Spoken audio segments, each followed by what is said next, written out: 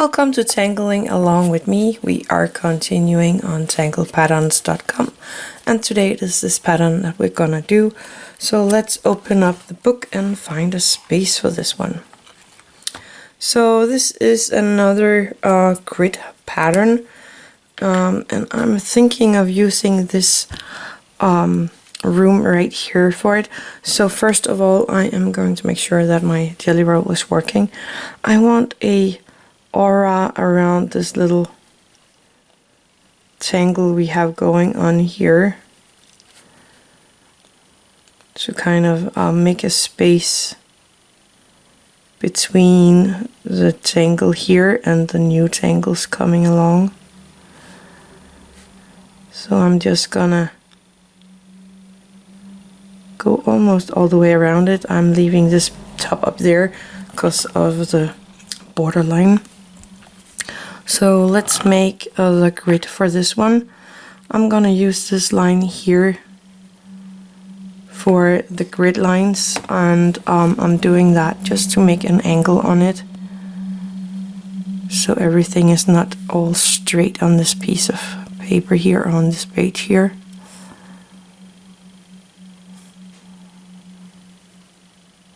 There we go. Oh, and I'm using the Jelly Roll 08 from Sakura, and it's the white one.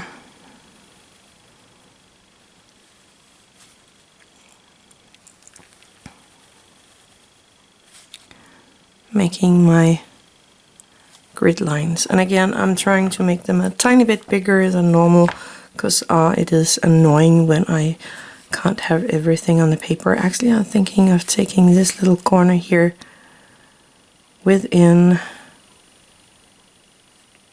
to the pattern, so it looks like this little flower thing is actually in the smack middle of this pattern. Anyway, we are going to find a square, just one to start with, and I am gonna pop in these top and bottom lines, and I am popping in a line in the middle, and then a lot of small lines here in this little piece down here, and on the top line as well.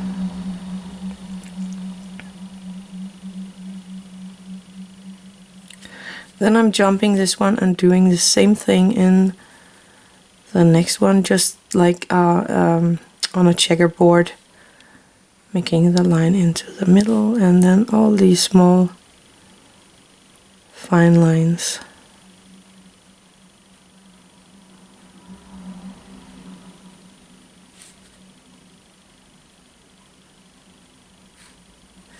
And just like a checkerboard, this piece up here would be one of these. So nothing here, but the same in here. The top and the bottom line, the middle line, and then all these small lines.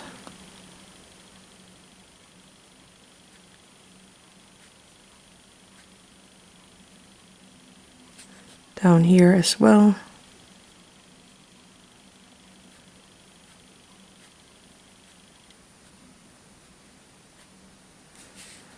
So I would have one in this going over here, and I'll see that would be like that. The small lines. And then in this one going behind the flower like that. In the other ones we are going to make a square.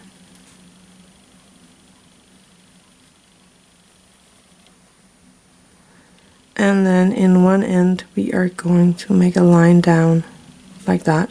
And that's all we are doing in the rest of these rooms. So the square and the line down. And we would have some of the square right here. And the ones, the line down is right there.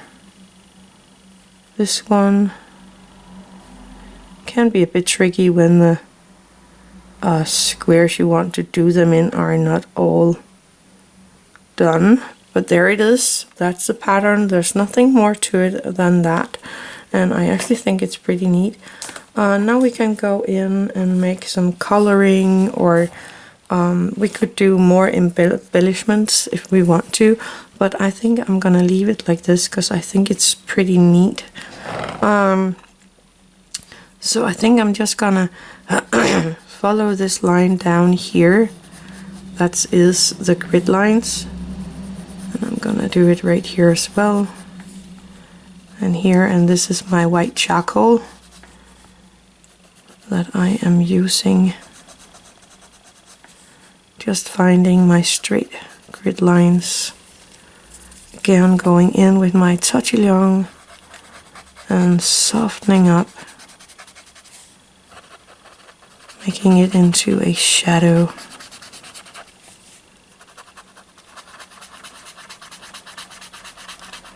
And the good part on these patterns here are you can make your shading so many ways.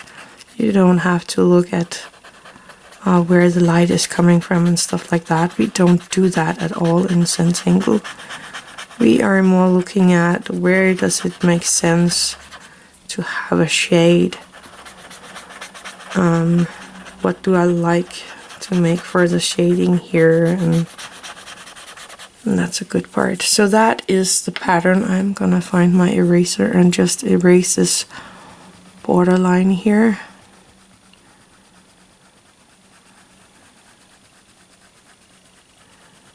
I don't like watching the line. And normally these are disappearing nice and easy when you are making your tangles, but I make mine a bit more visible when I am on the camera, otherwise the camera won't pick them up. So yours shouldn't be as visible as mine when you're all done, so you shouldn't be needing to erase them. Anyway, that is it for the pattern for today. I actually think this came out really neat. It was this one right here. So I hope you enjoyed that one. I am going to thank you for watching today. So have an attitude of gratitude.